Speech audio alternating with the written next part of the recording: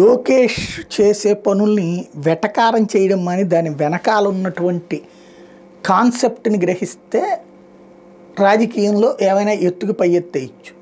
వెటకారం చేద్దాం అనేటటువంటి ద్వారా వైఎస్ఆర్ కాంగ్రెస్ పార్టీ వాళ్ళు మానుకుంటే బెటర్. నిన్న ఆయన క్రికెట్ మ్యాచ్ చూడడానికి వెళ్ళారు దుబాయ్కి. ఏం రాసుకొచ్చారు ఇక్కడ? ఓ పక్కన గ్రూప్ 2 వాళ్ళు బాధపడుతున్నారు, రెండో పక్కన ఇంకొకళ్ళు ఇక్కడ మిర్చి రైతులు బాధపడుతున్నారు. ఇట్లాంటి సందర్భంలో వినోదం కోసం లోకేష్ అక్కడికి వెళ్ళి చూస్తాడా అన్నటువంటి. ఏం చేయాలి ఆయన ఇక్కడ కూర్చుని? మిర్చి రైతు దగ్గర కూర్చుని కళ్ళెమ్మ నీళ్ళు పెట్టుకుంటాడా? లేకపోతే కనుక ఈ చేసుకొచ్చేటటువంటి దాంట్లో ఏమన్నా ఆయన పాత్ర ఉంటుందా? ఆయన శాఖ, ఆయన వ్యవహారం ఆయన చూస్తారు. రెండవది, సమస్య వచ్చింది కదా అని అందరూ ఏడుస్తూ కూర్చోరు కదా, దాని పరిష్కారం పక్కన ఇక్కడ సిస్టమేటిక్ నడిచిపోతూనే ఉంటుంది. కానీ లోకేష్ చేసుకొస్తున్నటువంటిది అక్కడికి వెళ్ళారు, జైషాతో సంబంధాలు పెంచుకుంటున్నారు. అక్కడ క్రికెట్ మ్యాచ్ అంటే జైషా వస్తారు. అక్కడ ఇప్పుడు ఏంటంటే cricket association, AP cricket association Kesineni చిన్ని కీ పొజిషన్ పోషిస్తున్నాడు. కాబట్టి చిన్నీతో అక్కడ కాంటాక్ట్, తద్వారా చిన్ని అక్కడ ఏర్పాట్లు చేశాడు.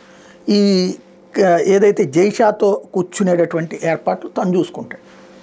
జైషాతో ర్యాపో మెయింటైన్ చేయడం అంటే జాతీయ స్థాయి రాజకీయాల్లో బీజేపీతో అగ్రనాయకత్వంతో సంబంధాలు నేర్పడమే. తద్వారా ఏదైతే కేంద్ర స్థాయిలో ఉన్నటువంటి పట్టు క్రమంగా తను పెంచుకుంటున్నాడు. గతంలో ఏమైంది? చంద్రబాబుకి బీజేపీకి వచ్చినటువంటి గ్యాప్ కారణంగా పవన్ కళ్యాణ్ మీడియేటర్షిప్ చేయాల్సి వచ్చింది. ఇప్పుడు అలా కాదు, తనే నేరుగా ఎవరితో లింక్ పెట్టుకుంటే బెటరు అట్లా కేంద్ర మంత్రులతో కాంటాక్ట్ కానీ, ఈ మధ్య ఢిల్లీ వెళ్ళినప్పుడు కూడా కేంద్ర మంత్రులతో మాట్లాడడం కానీ చేసుకుంటూ వస్తున్నారు. క్రమంగా లోకేష్ పార్టీకి ఇవాల్టి రోజు కాదు, తన వ్యక్తిగతమే కాదు, భవిష్యత్తులో ఏ అవసరమైనా సరే తను ఫోన్ చేస్తే పని అయ్యే స్థాయిలో చక్కగా ఒక వ్యూహాత్మకంగా అడుగులు వేస్తున్నారు. అది గ్రహించాల్సినటువంటి అవసరం ఉంది.